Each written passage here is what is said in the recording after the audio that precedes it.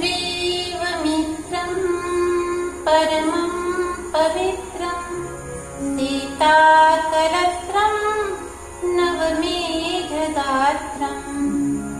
कारुण्यपात्रं शतपात्रनेत्रं श्रीरामचन्द्रं